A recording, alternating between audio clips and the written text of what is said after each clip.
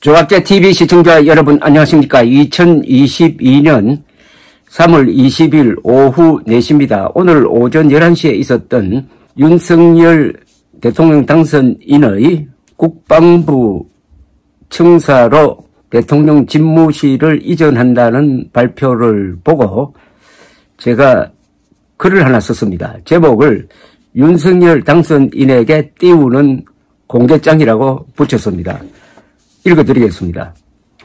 저는 윤석열 후보의 대통령 당선은 한국 민주주의의 승리이고 자유진영 전체의 역량을 강화하는 세계적 사건이라고 생각하는 사람입니다.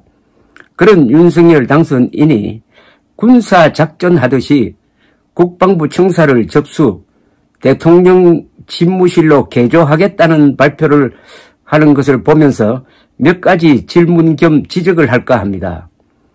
제왕적 권력의 상징인 청와대를 국민께 돌려드리겠다고 약속드렸습니다는 말을 강조하셨는데 청와대는 대한민국 민주발전의 사령탑이었습니다.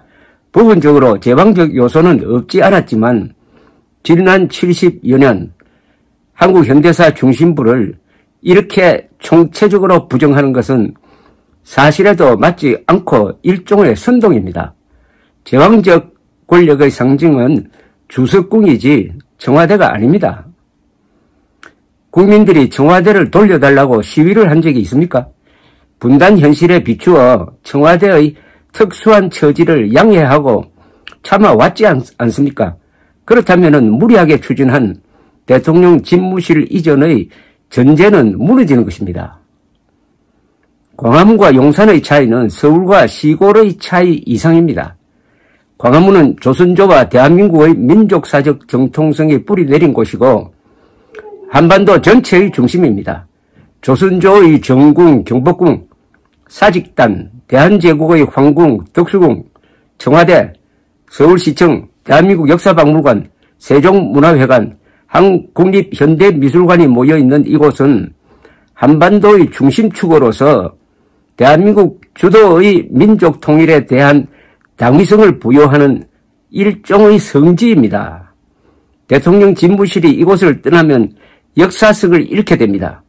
외세와 병영의 이미지가 너무나 강한 용산은 민족사의 흐름에 맞지 않습니다. 청와대 시대를 마감하고 광화문 시대를 열겠다는 공약에 박수를 보낸 것도 광화문이란 이름 석자 때문이었습니다. 정작 광화문 지역에 대통령 집무실을 두는 것은 민폐를 끼치는 재앙 수준임을 당선 후에야 알았다는데 그렇다면 공약 자체가 무효 아닙니까? 청와대에 들어가지 않고 광화문에서 집무를 시작하겠다고 한 약속 또한 별 생각 없이 한 이야기 아닙니까? 그렇다면 훌륭하게 준비되어 있는 청와대로 일단 들어가 집무실 이전 문제를 전문가 검토와 여론 수렴을 거쳐 순리대로 추진하는 것이 당선인이 그렇게 강조하셨던 공정과 상식에 부합하는 모습이었습니다. 국방부는 국방 용도로 지은 건물입니다. 이를 대통령 집무실로 쓰는 것은 변칙적 용도 변경으로서 국격에도 맞지 않습니다.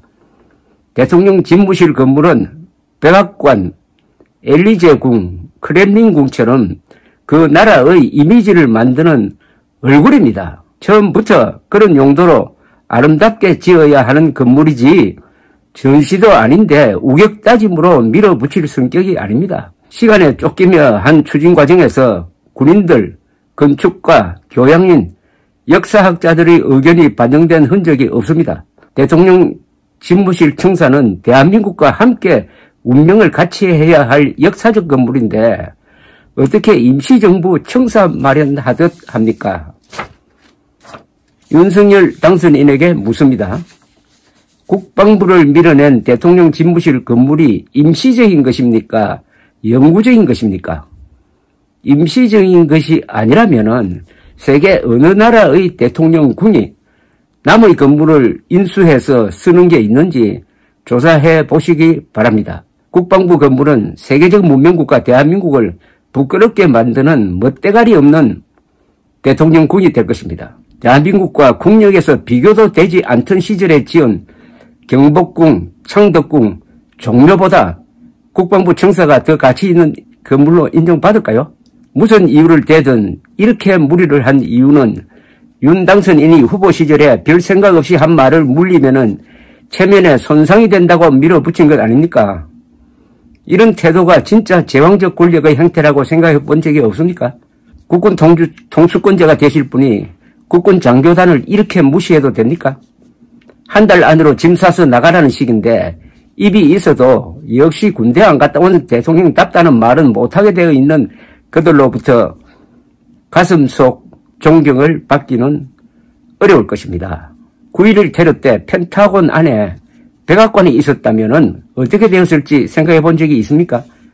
국가지휘자인 대통령과 국방지휘자인 국방부 장관이 붙어있을 때 김정은이 미사일, 장사정포, 핵무기로 때리면 동시에 무력화되는데 이런 위험성은 고려했습니까? 세계 어느 나라도 두 기능을 모아놓진 않습니다. 김정은이 좋아할 일을 왜 서둘러 합니까? 청와대에 무슨 죄가 있습니까? 자리는 최고 아닙니까? 그것을 운영한 사람의 문제를 장소에 뒤집어 씌우는 것은 미신입니다. 소통하지만 이승만 건국 대통령처럼 주 1회 격이 없는 기자회견을 한다면 다 해결됩니다. 5년 뒤 어느 대통령 후보가 윤석열의 대통령 집무실은 제왕적 권력의 상징일 뿐 아니라 건물 자체가 나라 수준에 맞지 않는다면서 이전이나 신축 공약을 내지 않는다는 자신이 있습니까? 저는 기자생활 52년째인 해방동이로서 경험상 권력자가 허영과 오만에 빠지면 예외 없이 끝이 좋지 않았다는 사실을 증언할 수 있습니다. 윤석열 당선인께서는 역사 앞에 겸손하셔서 선거 유세 때 그토록 강조했던 공정과 상식을 실천한 대통령으로 기록되기를 기원합니다. 요 글은 제가 운영하는 조갑제닷컴에 올려놓았으니까 여러분들이 프린트 하시든지 또는 공감하시면 많이 돌려보시기 바랍니다. 감사합니다.